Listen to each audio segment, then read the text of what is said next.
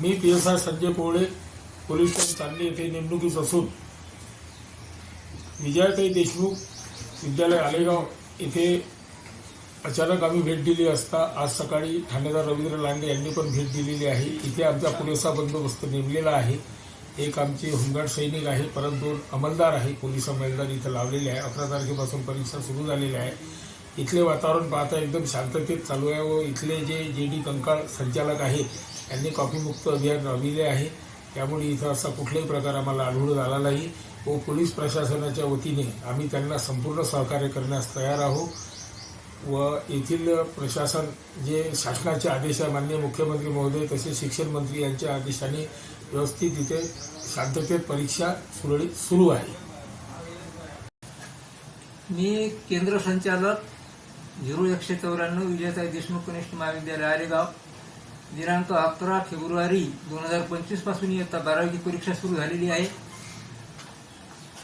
महाराष्ट्र राज्य शिक्षण मंडळ पुणे आणि मुख्यमंत्री यांच्या आदेशानुसार कॉफीमुक्त अभियान सुरू आहे।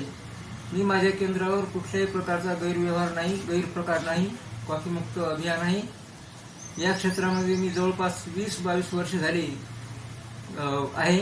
केंद्र संचालक आणि उपकेंद्र संचालक म्हणून सुद्धा मी माझं कार्य केलेलं आहे। या अगोदर बऱ्याच वेळा विनाकारण मला बाहेरचा कोणाचा त्रास नसला पाहिजे, पत्रकार वगैरे किंवा कोणी तसा प्रकार नसताना सुद्धा आणि बाहेरील लोकांचा त्रास असेल तर त्याला मी काय करू शकत नाही। तरी सुद्धा मी माझे गट शिक्षणाधिकारी DC 10 यांच्याकडे तशा प्रकारचा प्रस्ताव दिलेला आहे।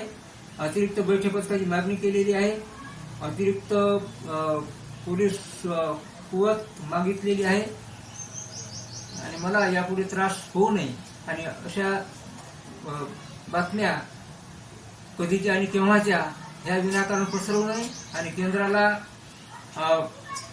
बॅड इफेक्टमध्ये नेऊ नये, केंद्राची बदनामी करू नये असं माझं म्हणणं आहे।